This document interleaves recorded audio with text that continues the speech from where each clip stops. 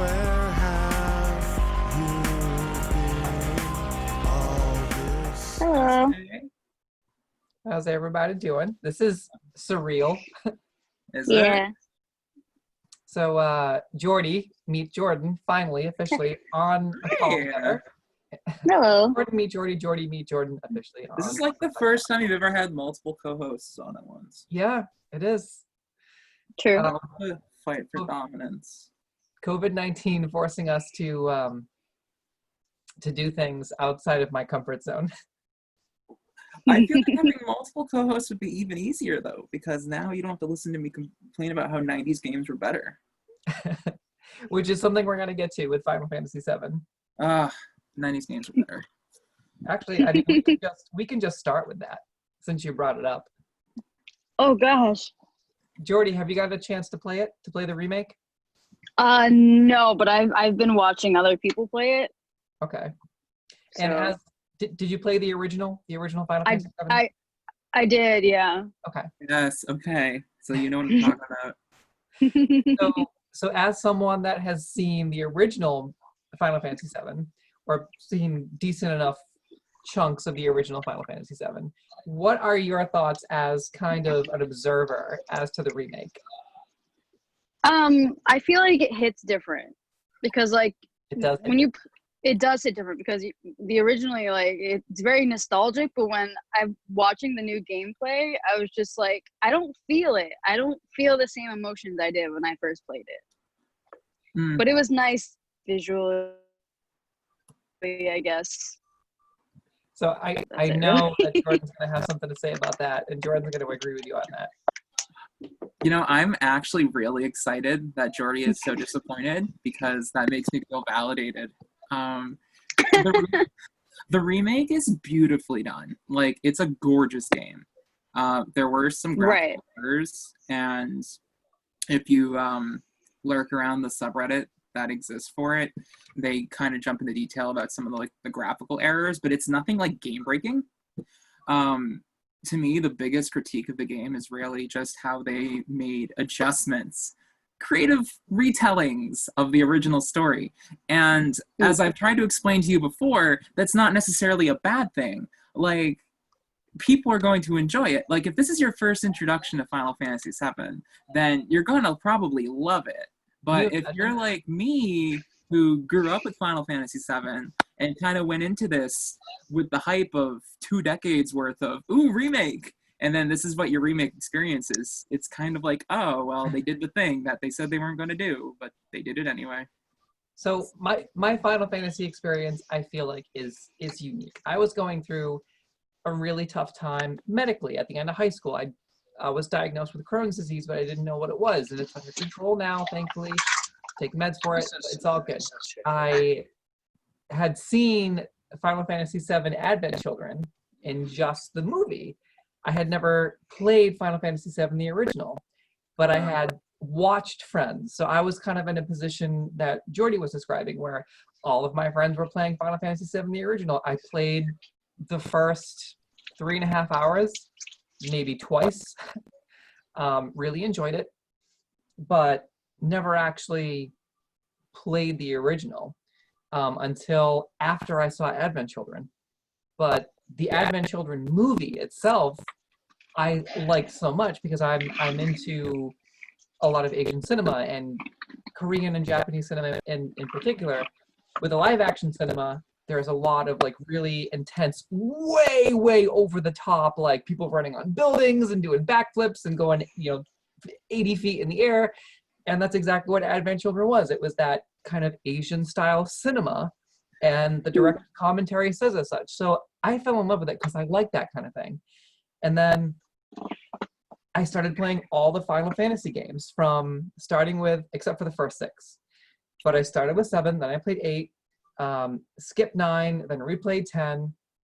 But when I played 7 in its entirety, I was like 20, maybe? 20, 21, something like that. And it was the first time I'd experienced the full game. And I played it all after I saw Advent Children, because Advent Children inspired me to play the original game and also to play 8 and to replay 10. But so much so that I got this tattoo with the Buster Sword, this Ooh, one, before I even played Final Fantasy VII, the original. what? Because I liked the movie and I liked Japanese cinema and Korean cinema at the time so much. And that movie really kind of helped me with finding some just enough inner strength to be able to not get super depressed when I was in and out of the hospital trying to figure out what was wrong with my GI tract. You know what I mean? So maybe that's why it hits so different for me. But I also, we can talk about like what we look for in a video game all day long. But as far as the remake was concerned, that's my asterisk. That's my personal experience with the remake. I have literally loved and gushed about every single second, though I can understand why Jordan and Jordie might be like, I have some questions. Well, like, first off, like, when you said Japanese cinema with Advent Children, immediately all I can think of is when they're just chucking each other into the sky to fight Bahamut. And Yes. I'm like, hold on. There's that entire Catapulting each scene where they're other. just like throwing up Cloud, catching him and tossing him higher and higher. And I'm like, that's not how any of that works. But I mean, Advent Children was an okay movie. When I first saw it, I saw the edited version for the States, which I don't know if you knew this, but there is a version that we got, and then there was an original version. And the original version ended up getting released anyway. And all it really did was just add like an extra, I don't know, like 5 minutes of footage. But it was a pretty cool extra 5 minutes. It mostly came at the expense of the fight scene between Cloud and Sephiroth.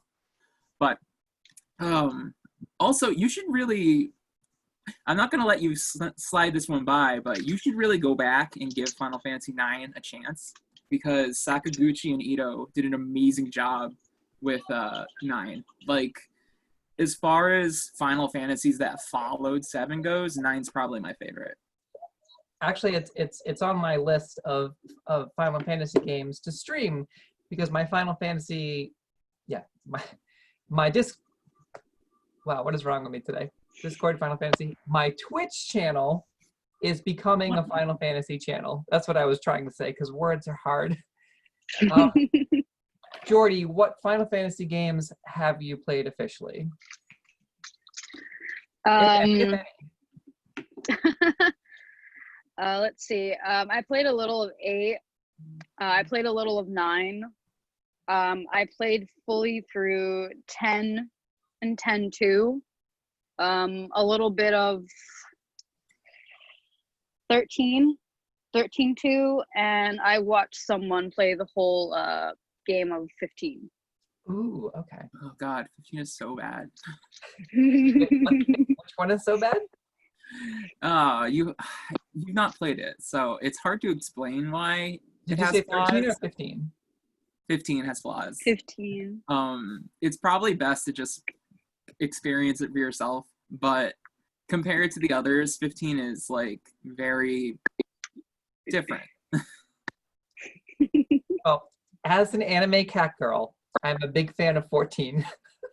God. So- Oh my goodness. But I think focusing back on the remake before we go to the next topic, I think I just personally enjoyed it because I see it as I like it when remakes or remasters build upon the old games, because if I wanted to play the true original experience, I could just go back and play the Final Fantasy VII remaster, because they did a remaster which is just slightly updated graphics, which my boyfriend played and he seemed to really enjoy it. It's actually sitting right there, but Yeah, but like it's not the same kind of remaster. Like the remaster that they have of 7 is like a slightly better graphics engine with some cleaning up of some of the old like flaws in the scripts maybe. But even then they didn't do a good job cleaning, because a lot of the bugs you could take advantage of in the original 7 you could still take advantage of in the remaster. But it's not what I think a lot of people, and by a lot of people I mean me, it's not what I think a lot of people had in mind when they were thinking of like a remake. They're and I said this in our last episode where I was there, and we talked about this, like they weren't going to be able to rebuild the old JRPG engine Yeah. that we were used to, because that you just can't anymore. Like, I'm sure you can make a game that has it, but it's not the kind of mainstream appeal that I think a lot of gamers are used to now. Truth be told, games can have so much going on now. Like, they can be so much busier. They can handle so much happening. So they don't need to do a turn-based system where it was probably easier on the engine to kind of have the game, like, right. you know, Stop and stop and move and stop and move. But no, even with that aside, like, we kind of knew they were going to move to this type of, what did I call it before? Like the Kingdom Hearts engine. But that's not my problem with it. Like, that's fine. I actually don't hate the engine. Like, the battle engine, it's great. It's just what they did to the additions they made to the story plot. I have nothing against the world building. What they did in expanding Midgar was amazing. Like, I think everyone wanted that. But it's just some of the other stuff they added in. And I don't want to, like, name anything because the game is still fresh enough that I don't feel like spoiling anything. But it's just, for the people who are in the process of playing it, or who are playing it for the first time and have played the original, you will end up running into some things that will make you go, why? And I'll leave it at that.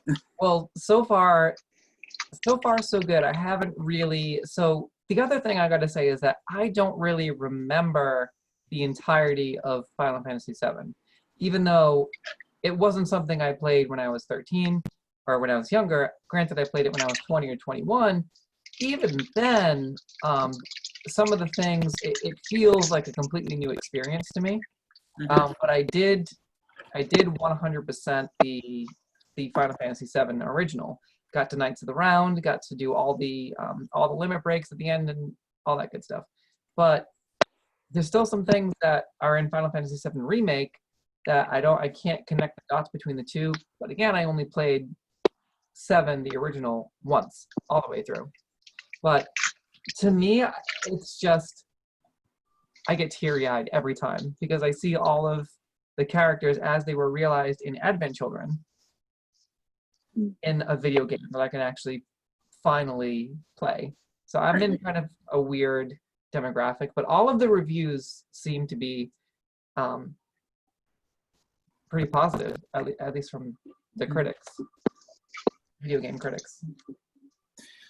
And I mean, it's a good game. Like I said, like, I have nothing bad against the game on its own merits. Just if you're going to compare it to the original, that's when we can start nitpicking. But other than that, like, the game itself was really well done. And the only thing I'm curious about is what they're going to do now going forward, because it's set up in a way where it's episodic. And I think we've talked about this before, but the only game I can think of, I'm sure there are others, but the only game that I can think of, because I played it religiously growing up, was the .hack series, which had an episodic way of approaching it, where when you finished part 1 and you bought part 2 when it came out like a year later, it just took whatever data was on your memory card, and you started off at that level with all that equipment and what have you. But I don't really know if you can do that with the remake. Like, I'm very curious to see what they're going to do. Hopefully. Maybe it will be like a Mass Effect thing, where you just kind of carry over a certain... Well, no, because Mass Effect was an open world, kind of, where you could carry, kind of like a weird linear open world, different elements of both. But yeah, I know, because that wouldn't make sense, because Final Fantasy VII doesn't have any like story options for you to carry. But hopefully, it would be really cool if you could keep your equipment and just go from there. I think that would be the dream. Right. I mean, if they want to stay true to form, you should just be able to over-level yourself right now. So when they come up with part 2, you'll be at the max stats ready to go, because you can max it at like disc 1. That was possible in the original. I've done it because I have no life. Well, that's exactly how Colin plays video games. He gets all the characters like super strong right away, and then he just goes and. It's like, how can we break this game? Like, the fun is breaking the game. I have been playing the iOS versions of the original Final Fantasy games, which is pretty cool. But everybody knows that the best game of all time is Divinity Original Sin 2. What? I'm kidding. I got sucked into the black hole of Larian Studios, and I put almost 200 hours into Divinity Original Sin 2, and now I'm doing a second playthrough, and we just got 4 brand new quests because Baldur's Gate 3 got delayed, which is something I wanted to talk about. Because Baldur's Gate 3 was supposed to come out last week, and it got delayed to August, which isn't bad. But Larian is one of those studios like CD Projekt Red that a lot of gamers really respect and really love and kind of cherish. And they just said, yeah, have a free gift bag, which includes 4 new quests that like span the entire game and also give you this really crazy like power-up armor that you can use, like these armor sets. But that's what we got. Have either of you played Divinity 2? I'm familiar with Divinity. I've not played it, but it's the original Divinity. That came out like a while ago, right? I think so. Maybe 10 years ago, at least. But Divine Divinity, yeah, like early 2000s. what about Baldur's Gate? Have either of you played any of the Baldur's Gate games? 1 or 2? I know they were staggered throughout the 90s and early 2000s. Just know it's like what RPG. Yeah, it's a D&D. It's an official D&D video game, but it's made by Larian Studios, which is the same studio that makes It is Baldur's Gate and Divinity. Neverwinter Nights, I think, is a different studio, even though they still have the D&D tag. Right. Interesting. Yeah, I'm familiar with Baldur's Gate because like it existed concurrently to like the same kind of hangs that I would go to when I would play games with friends, but I never got into it myself, which isn't to say that I wouldn't get into it now, because the idea of like a D&D based game does sound very fun. It probably moves a lot faster than an actual D&D game does. I just started DMing a D&D campaign, and I'm so deep into the campaign. It's just consuming all aspects of my life, but it's worth it because having the payoff in your campaign it's a lot of fun. I definitely recommend it. But I never played Baldur's Gate 1 and 2 either. It was just I played Divinity 2, and it's like, oh, the same studio also is going to make Baldur's Gate 3, and it's basically the same game. So like, hell yeah. But Divinity 2 is this incredible turn-based, it's a turn-based style American RPG or Western RPG. And it's medieval setting and medieval kind of plot story. Magisters are basically like the fascists of the realm, and they're trying to literally collar all the sorcerers and put them all in one place to allegedly the magic that the sorcerers uses attracts these demons from the deep. It's really cool, but it's a whole big thing. But speaking of studios that are like beloved by gamers, CD Projekt Red announced that Cyberpunk 2077 is going to be delayed again. Again. Again. And I do want to bring up, because this is something I've been very vocal about on Twitter, I want to bring up the controversy surrounding CD Projekt Red, because CD Projekt Red is now in a position where they have literally doubled down on promoting the fact that you can play a completely customizable transgender character canon in the character creator. You can. Are we talking about the genitals? Yeah, but this was something that they promoted, and they have said you're going to be able to play trans characters across the whole gender spectrum. They've been saying this for a while. Everybody, the anime catgirl Twitter has been relentlessly over the past year attacking CD Projekt Red because of a tweet from 2-3 years ago. Someone tweeted the did you just assume my gender, like that old joke, but it's stupid. Like they knew it was stupid. It can be taken in an offensive context, but I don't care personally about it. If a video game studio that makes quality games says a joke that's relatively mundane, at least to me, I understand how some people really can be hurt by things like that, but to discredit an entire video game studio and try to try to convince other people to boycott a game, and literally having people saying that everybody that works there is a Nazi. It's too much. Like it's not an appropriate response, or not a proportionate response. Not a proportionate response, I should say. I get it. I get what you're saying. Yeah, attack helicopter jokes are pretty. Yeah, and it's pretty the same.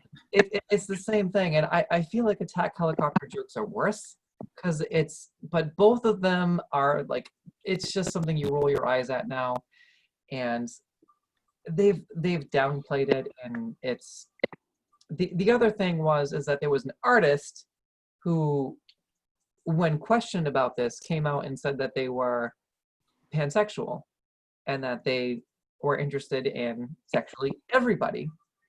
And they had drawn an art poster of a trans woman, of an aroused trans woman, but the slogan was "mix it up."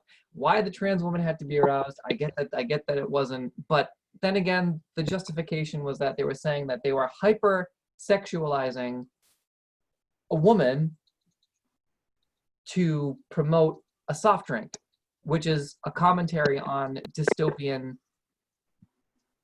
cyberpunk dystopian future, and about how corporations will just use sex to sell products.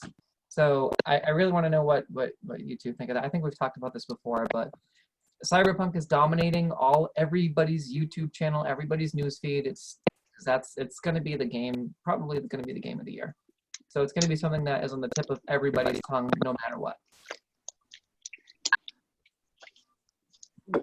Well, I'm not looking to walk into a minefield without knowing more about it. I'll be honest, I know very little about Cyberpunk 2077, with the exception of the customize your genitals meme, and only because it is a meme.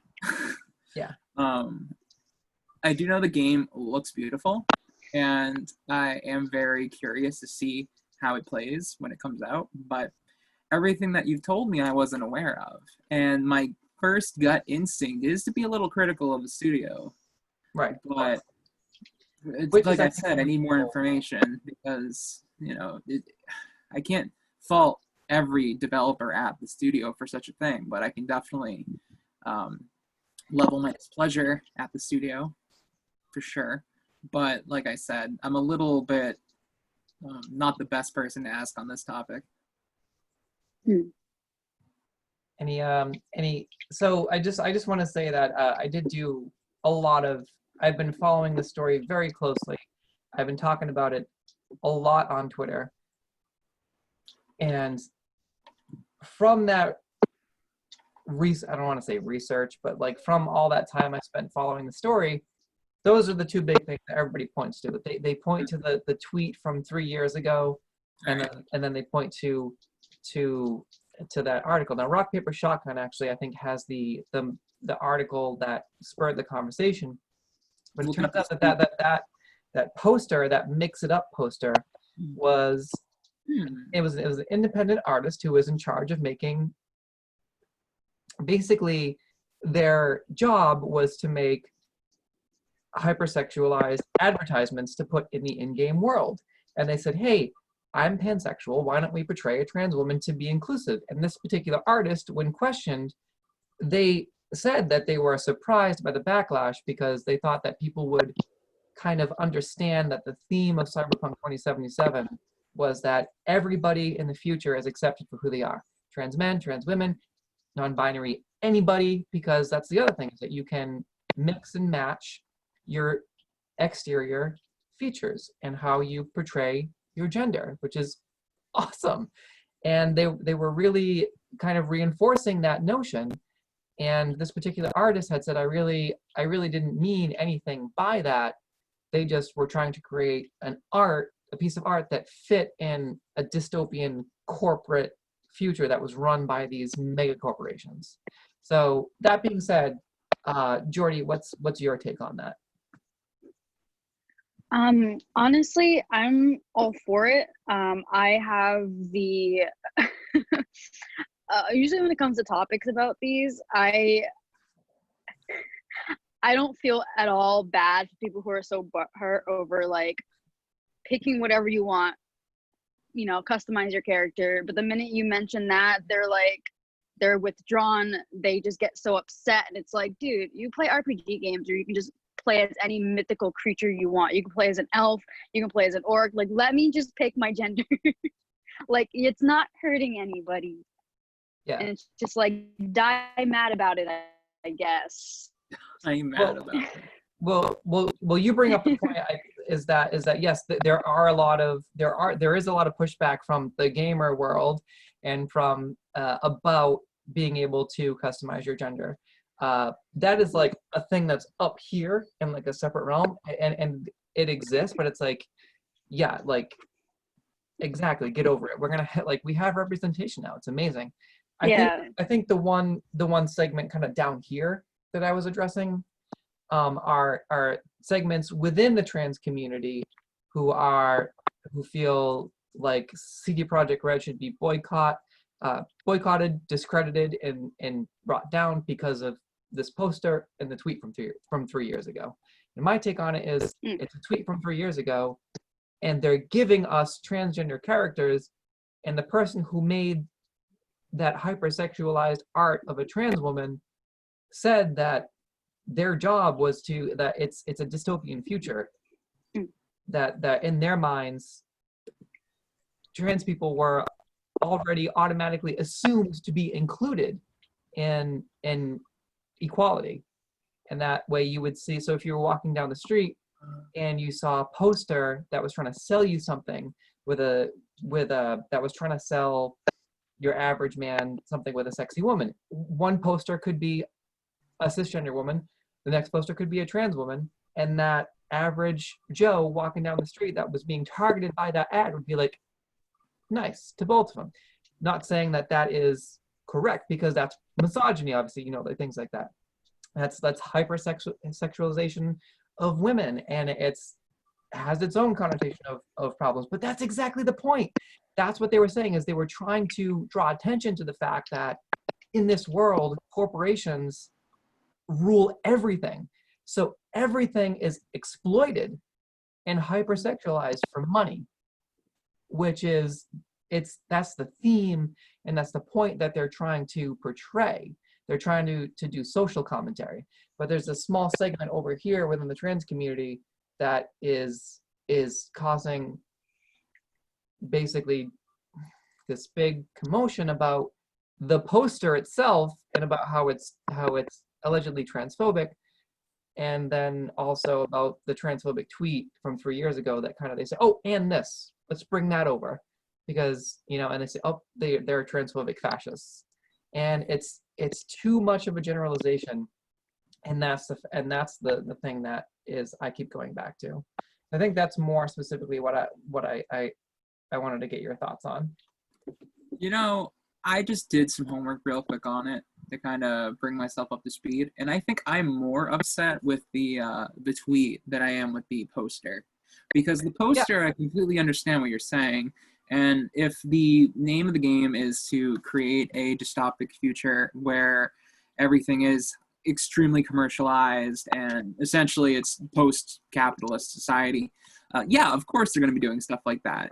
All right, that actually makes sense. At a quick look, it looks like it falls within the confines of the game well enough that it isn't blatantly like, oh, look at this trans woman on a poster with a bulging, you know. But I just saw the picture for the record. I also know some trans people who would probably love this poster. Included. With that said, I actually take more offense to the tweet because it's extremely lowbrow and not funny. As someone who does stand up, like, did you assume their gender jokes are like the worst possible thing? Get out of here with your like 2014 humor. Like, come on. But the posters, you know, I'm okay with that. Actually, I'm fine with that because it fits the narrative, and aesthetically, it looks good. Yeah. Jordie, do you have any any thoughts on that specifically, now that we've kind of like expanded and clarified a couple of things? Oh yeah, I definitely agree with the poster. I mean, the tweet is just very like, yeah, take your old meme and Yeah. just like let it die. It's just not funny anymore, and it's just So I think we're all in agreement that the tweet is trash. Oh yeah. yeah, 100%. Well, But the first problem is Twitter itself. That is trash. So anything that you put on it is most likely going to be trash as well. So, Yeah.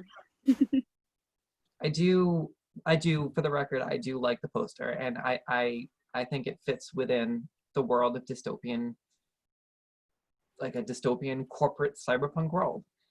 hmm I just think it fits. I just can't believe they'd be so bold as to create this poster. Right. Well, again, the artist who drew it was very. I don't think they specifically said that they were pan, but they said that they were attracted to everybody, which kind of alludes to being pan, and that they said that.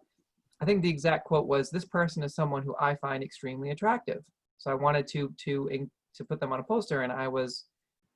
They said in their minds that in this, like I said, in this future world, everybody was already at a level of equality.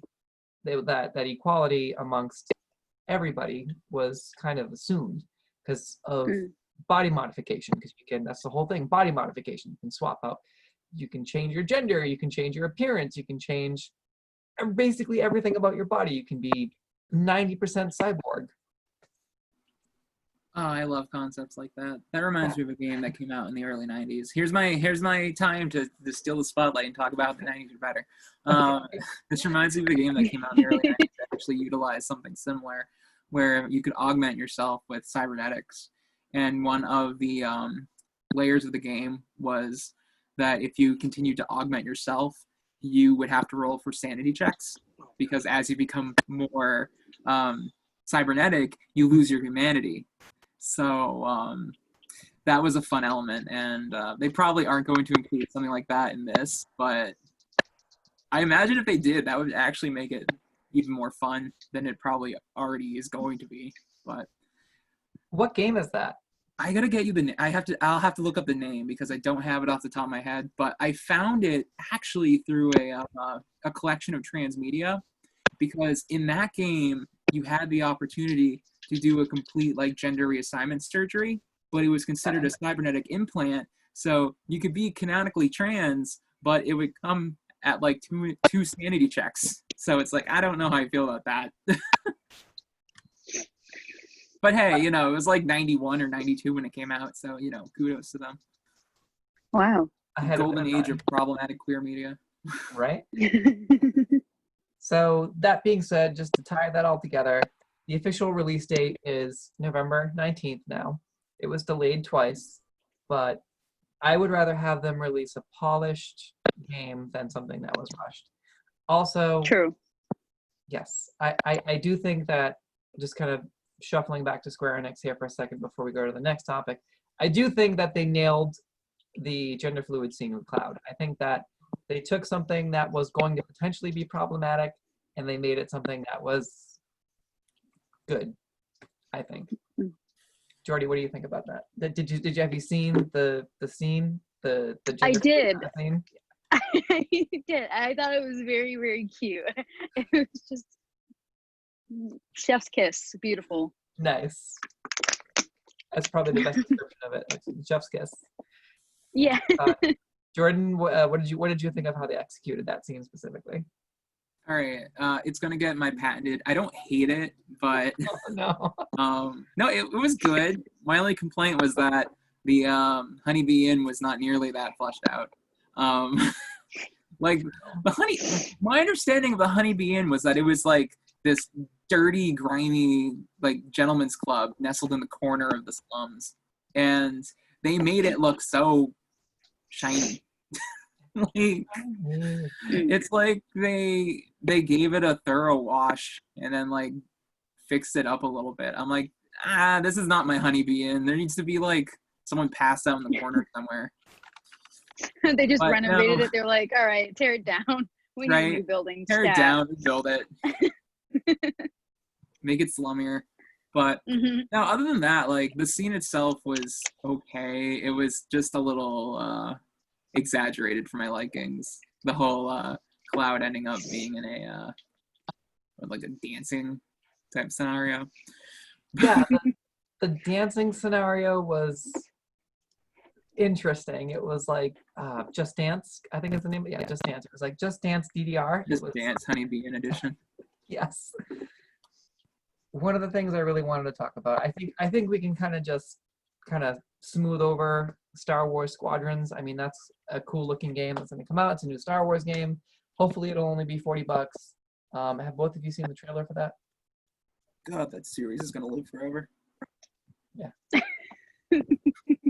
I think the one thing I wanted to talk about specifically was the guy that was running that EA Play press or that EA press conference. It wasn't really a press conference. It was kind of like he was in a studio like by himself, and he was overacting everything, and it was really cheesy and kind of cringy, and it was hard to watch. Wait, what was this? It was an EA Play event technically, or I don't know if it was called something different, but it was an EA event where they announced the new Skate game, which was supposed to be the big announcement, but they didn't show any gameplay. Okay. They didn't show a trailer. They just had the two creators talking about the next Skate game. They talked about all the EA Sports games, and they revealed a new gameplay trailer for Star Wars Squadrons, which is a 5v5 fighter combat simulator. But the whole thing kind of fell flat, and it wasn't really that interesting. But Star Wars Squadrons looks cool, I guess. I mean, it probably looks good, but like, how many more ways can you do a Star Wars Squadron-like game? I mean, they've been doing them since the early '90s. Yes. So, I think it's a standalone game. hmm. So okay, I'm really excited about this. Ratchet and Clank canon trans character. Ratchet and Clank. Mm-hmm. That is a game I did not expect to like survive the test of time. Right, Jordie, you look like you want to say something. I love her. I would die for her, 100%. And we're gonna watch it right now. 'Cause I'm gonna hell yeah. share You're my stealing our screen? Yeah. Okay. Oh, I love this because we can still make commentary in real time. Yes. So I'm going into this blind, by the way. I didn't know there was a canon trans character. Really? Okay. It's true. I'll explain everything after the fact. Should probably turn this down a little bit so you don't get copyright claims. That's right. There we go. Okay. YouTube is unforgiving. Unless I you have know, lots of God, money. it's so bad. But this game just looks adorable. It looks so good.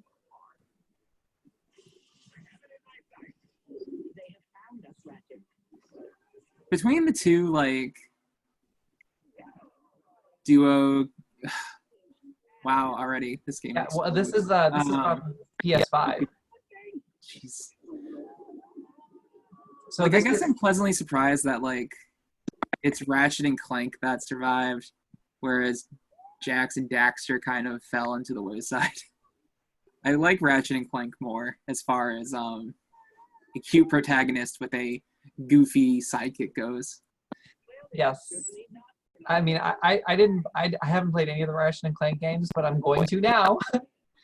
Plus, it looks amazing. So notice that this character has a tail. The females, all I'll say is that the females of this world, if I have it correctly, the females of this world don't actually have tails. It's like almost like a bunny tail, if anything. Whereas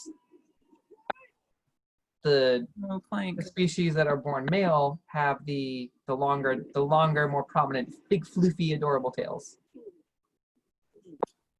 Yeah. Clank. Ratchet, we are too late. Ratchet? Who?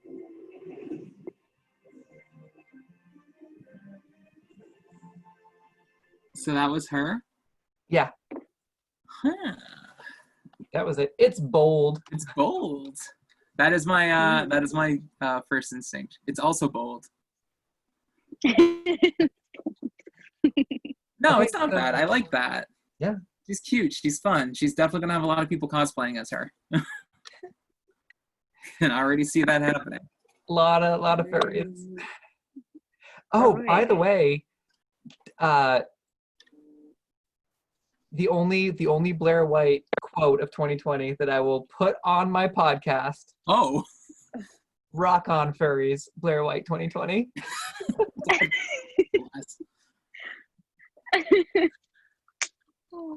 Yes. Thanks for that. Yes. Wizards of the Coast.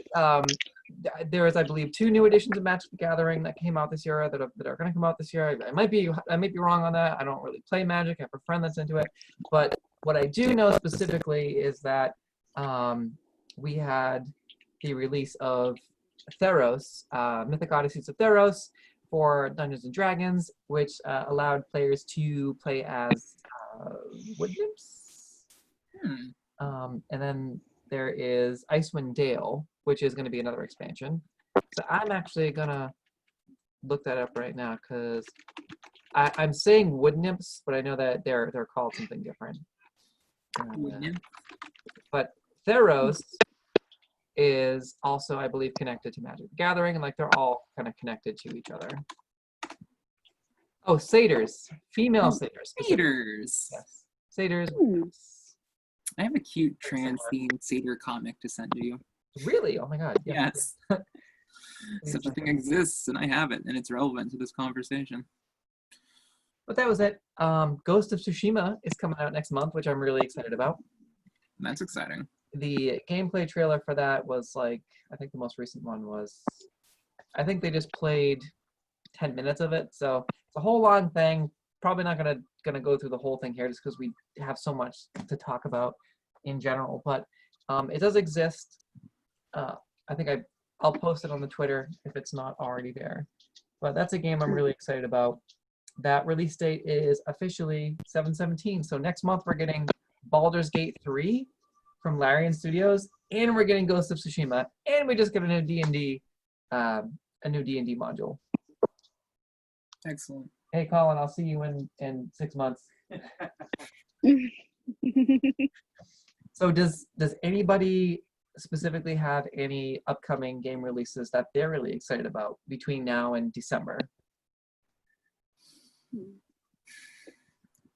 Well, I'm always more of like a vintage gamer, retro gamer, so So is Colin. I'm always slow to get to the punch when it comes to new games, but nothing really jumps out to me at the moment, unfortunately. I haven't really been playing much new games, sadly. Although I am looking. I hear that exact same thing from Colin like every week. Although, and this is going to be very normie of me, but I am currently being talked into buying a Switch. Ooh. So I might be getting a Switch because everyone wants me to play the gay animal game, and I will play the gay animal game. But I need a Switch first. Yeah. Okay, Jordie, tell us about Animal Crossing New Horizons because all of my friends say it's one of the best games they've ever played in their lives, apparently. So tell us about the Animal Crossing game. So it came out this year in like March. I haven't stopped playing it. It's been Are you playing it right now? I mean, I can. Yes, Animal Crossing.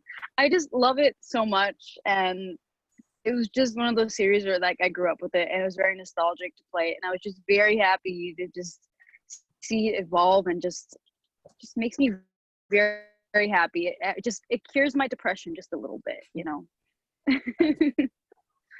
But so is Tom Nook really that bad of a dude? No, he is not. Have you heard of the Animal Crossing like black market economy? They are far worse than Tom Nook. He's just a little raccoon. Yeah, Tom Nook is fine. You're just an indentured servant to a furry. Whatever. In cases. Yeah, he's chill. Great. He doesn't like your house. It's like your bells are your life, kiddo. Exactly. But no, there's been like people outside of the community who have like tried to like, hey, you want a certain character? Give me $50 IRL and you can have. Oh my God. So this is like yeah, really, it's just. I mean, everybody that I know Yeah. that's into it is like into it. Like it's, Oh yeah. it's really intense for a game about building an island for adorable animals. Yeah, some people just forget that it's just a game to enjoy, not really a game to like, you know, like Right. it's supposed to be just like a chill kids game, like not like I want these characters and I will give you all my money. I want a perfect island. And because like there was this one person who was like on Twitter for the longest time where she would like offer like her services if you paid her a certain amount of money. So she would go to your island, and it was like ridiculous. It was like $300 for her to like go to your island and completely like turn into like a cottagecore fantasy. Oh my But God, like, hardcore. but yeah, she ended up being outed because she was super homophobic. Oh my God. Yeah, so like her community and her Discord is just slowly dropping, and we live for that, honestly. So there is like the bad side towards it, but if you don't deep Like into any that, game. yeah. So yeah, so that's pretty much it. It's really great. It's really fun. It's very chill. I love the purple, by the way. Thank you. You're welcome. So any other upcoming games that you're excited about or that you can think of? I kept seeing stuff about Crash a Oh, couple days yeah. ago. Crash. Mhm. He's a good boy. It's another game I never really got into, but our friend Jessica has been talking about Crash nonstop.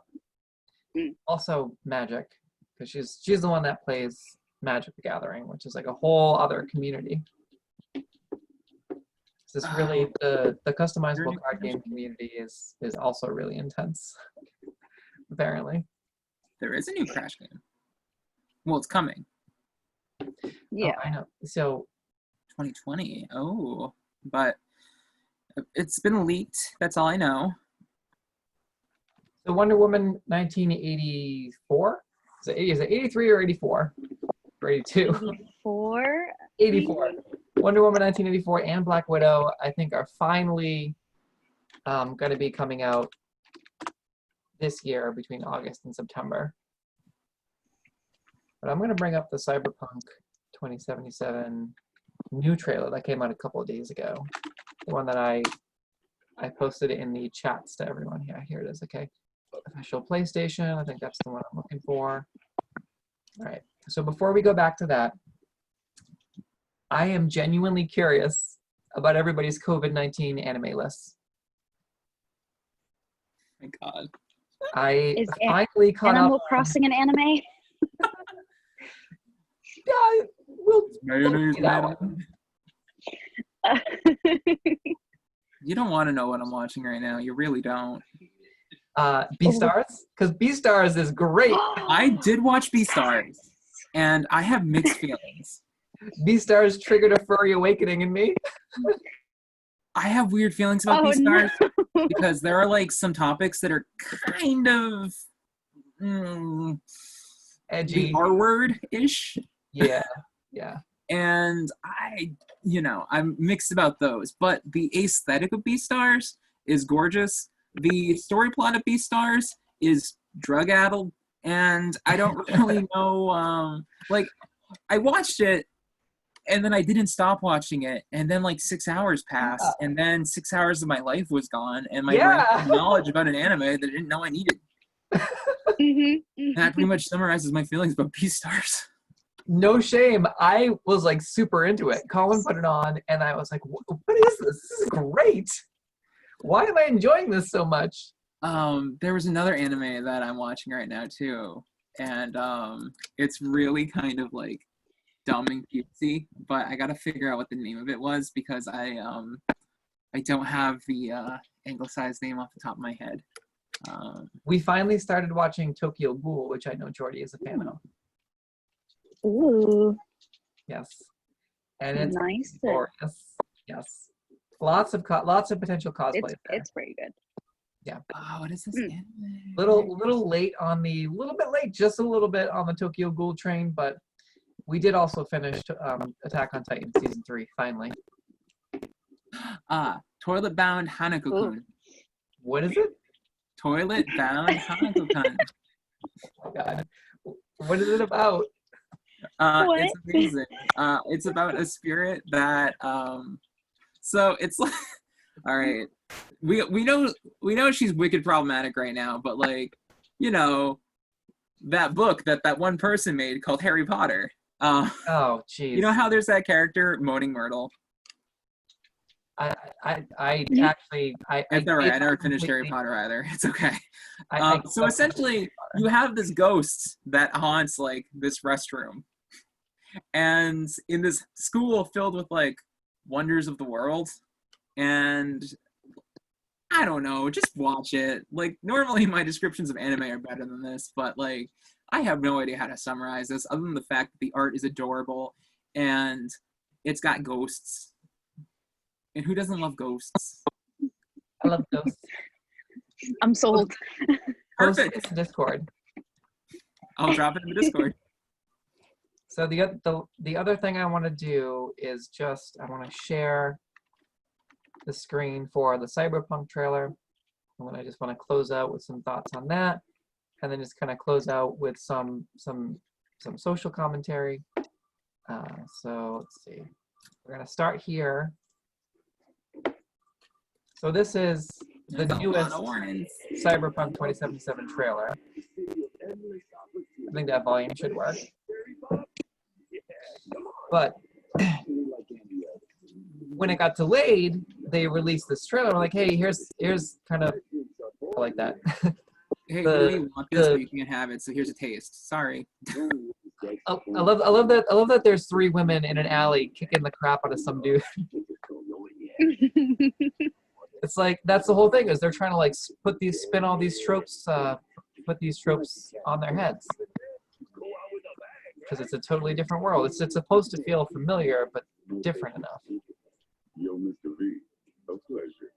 What's the gate next? Even though this trailer focuses on the your average male V, which it sounds like Bender. Is it John DiMaggio? It might be. But I think this is the first in a series of three or four different little mini trailers that they're going to release for Cyberpunk, which is cool because we have a lot to look forward to. Each month we're going to see a little bit more, I think, if it goes according to plan. If I understand the timeline prior to launch correctly. It's an attractive game. Oh god. Then as soon as I say that, it's like blood more. And the vehicles too, there's a lot of really good vehicle combat, allegedly, interactions with like just kind of jacking a car and just driving it around, shooting out the window. Oh, and Keanu Reeves. Yeah, I noticed that. Like I noticed there's a Keanu Reeves model. What are your thoughts about that, by the way? I'm always torn when I see famous actors and actresses repurposed for game skins. Like, my brain has a bit of a cognitive dissonance going on where it's like, you're not Keanu Reeves. But it is, because it's his... It is, though. He did the motion capture and the voice and everything. What did Hideo Kojima do with... what game am I thinking of? Where he used what's his face from The Walking Dead? Death Stranding. Death Stranding. Yes. Like that was the first time I ever actually really well, that's not true because The Last of Us uses like the Ellen Page knockoff, but I just don't know why they do that. By the way, Wonder Woman 1984 is October 2nd of this year. And Black Widow is... Ooh, I don't think they even have... Oh, November 6th. Okay. It's supposed to come out in April. Coming out November 6th. All right. Anybody have anything they want to say about any of the stuff we talked about specifically? Yeah, are you gonna play Final Fantasy IX? I am. Nice. I'm going to play it on my Twitch channel All right. because my channel has morphed into a JRPG channel, which morphed into a mostly Final Fantasy games channel. Well, let me know when you play, and I'll tag along for the adventure. Oh, okay. All right. I still haven't finished 7. It's okay. I can But- also kind of help you figure out how to play Tetramaster. It's like Triple Triad, but it's not. Oh yeah, it's like They use a card game in that game as well, but like you don't actually need to play it to advance the story plot. So you just on occasion you run into it. So thank you both for coming on the show. I think it's obvious. I think it's obvious to most people that we support Black Lives Matter. I don't think that really. Right? Yeah, but I'll say it at the end just to have it on the record. Yeah, Black Lives Matter. I stand behind the protests 100%. This is a social movement of unprecedented enormity, and as far as its gravity, its effect, its impact, its cultural significance, this is probably the most important single movement of our time, and I'm happy to be a part of it. I would like to go to more demonstrations. Been to one that was a huge turnout. Got some photos of the kind of the area that we were in, but I'm happy to see change actually happening, as turbulent as it is. Please wear a mask. And yes, please wear a mask. That's all I ask. Yeah. Yes, everybody should wear a mask. Black Lives Matter, wear a mask. I think we hit all the buttons, right? I think so. Yeah. And this is a happy Pride, happy conclusion of Pride Month, officially, everybody. The end of June. We have any like Pride memorabilia, like rainbow flags we can throw up real quick? Wow, you think one of us would have a rainbow flag somewhere? I have a trans Pride flag in my pin. That's close enough. Very nice. I have one. I can't reach it. It's on my purse. It's attached to my purse. But I ordered a Pride shirt, a D&D Pride shirt, but it didn't show up in time, unfortunately. Add. So I'm getting my Pride Month shirt in July. So okay. Anybody else have anything to add last minute? I don't think so. I don't think so, but I do like this format of having multiple Jordies in one show. Yes. And I think we should reapproach this in the future. Yeah, definitely. Dynamic. Agreed. Awesome. Mhm. All right. Well, thank you both. I think we're gonna turn it back to we will call Steve our producer. So we'll say we're gonna cut it back to our producer. And thank you both for joining me.